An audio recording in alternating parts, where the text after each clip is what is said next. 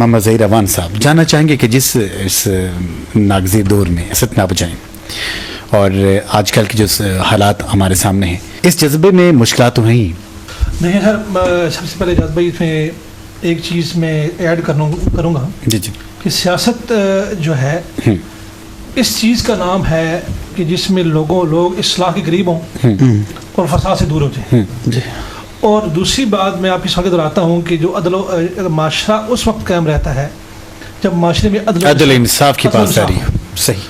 اب ریاست مدینہ کے اندر یہی ڈفرینس ہے آج کے اس میں کہ وہاں پہ عدل و انصاف. اب یہ یہاں پہ دیکھیں جب انصاف لوگوں کو ملتا ہے نا، زیادتی ہوتی ہے اور ان کو انصاف مل جاتا ہے تو انسان مطمئن ہو جاتا ہے.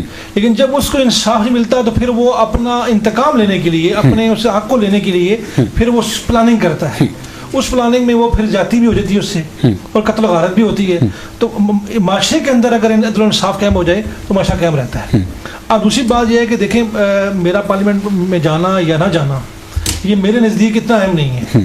میرے نزدیک اہم یہ ہے کہ اگر میں وکیل ہوں، اگر میرے پاس علم ہے قانون کا تو میں اس علم کو، دیکھیں ہر چیز کے دو پہلو ہوتے ہیں. کسی بھی چیز کو استعمال کرنے کا ہمارے پاس ایک گلاس ہے، یہ پینے کے لیے ہے، پینے کے رکھا ہے نا ہم نے، اس میں ہم پانی ڈال پئیں گے. اس کو ایک پازیٹیو، دوسرا یہ ہے کہ اس کو اٹھا کے کسی کو مار دیں. ٹھیک ہے جی. تو اب ہر چیز کا دو پہلو ہوتے ہیں، پازیٹیو نیگیٹو. میں نے اپنی وکالت کو جب میں نے شروع کی تو میرا یہی ٹارگٹ تھا کہ میں نے اس علم کو بانٹنا ہے اور اس سے لوگوں کو فائدہ پہنچانا ہے. اگر میں پارلیمنٹ میں پہنچتا ہوں تو انشاءاللہ وہاں پر بھی جا کر اپنا مثبت رول پلے کروں گا. اس میں اس معاشرے کے اندر جو میرا کر سکا جتنی میری استطاعت ہوگی کہ ایک تو دیکھیں ممبر پارلیمنٹ کا جو کام ہوتا ہے وہ قانون سازی کرنا اور اکارڈنگ ٹو اسلام ہونی چاہیے. دیکھیں آپ کا جو آئین پاکستان ہے بہت پیاری بات کریں، آرٹیکل جو 2 ہے وہ واضح لکھتا ہے کہ اسلام، اور اسی آئین کے اندر ایک آرٹیکل مجھے آپ کو بھول گیا لیکن اس میں لکھا ہوا ہے کوئی بھی ایسا قانون اسلام کے خلاف پاکستان میں نہیں بنایا جائے گا.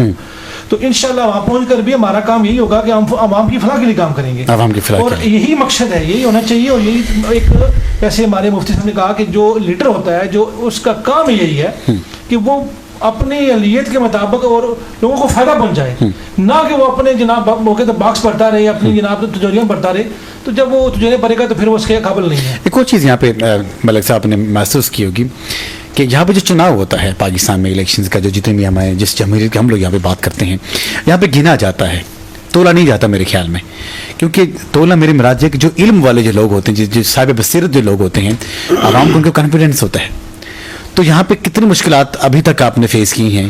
اب یہی میں آپ کو اس طرف آ رہا تھا کہ دیکھیں جو ہماری پارلیمنٹ ہے نا، اب یہ ہمارے دیکھیں اس میں کچھ قصور ہمارا لڑنے والوں کا ہے، جو پارٹیسپینٹس ہیں، جو پارٹیسپینٹ ان کا بھی قصور ہے، اور کچھ قصور ہماری عوام کا ہے کہ ہماری عوام، میں کیونکہ یہاں پہ عوام سے مدد بھی چاہتا ہوں کہ ہم صرف دیکھتے ہیں کہ جو شخص پراڈو پہ آیا ہے اور ساتھ اس کے 3-4 گن مین ہیں اس کو ہی ووٹ ڈالنی ہے.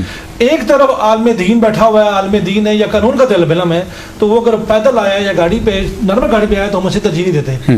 ہماری عوام کا چنو کا طریقہ کار مختلف ہے کہ ہم یہ نہیں دیکھتے کہ دیکھیں جس طرح ہمارے مفتی صاحب نے کہا جی کہ جو صحابہ کرام کو منتخب کرنے کا فارمولہ تھا، سارے ہمارے نزدیک سارے صحابہ کرام افضل ہیں، لیکن پہلا خلیفہ بنتا ہے وہ کس میرٹ پہ بنتا ہے، دوسرا بنتا ہے، تیسرا بنتا ہے، چوتھا پانچواں.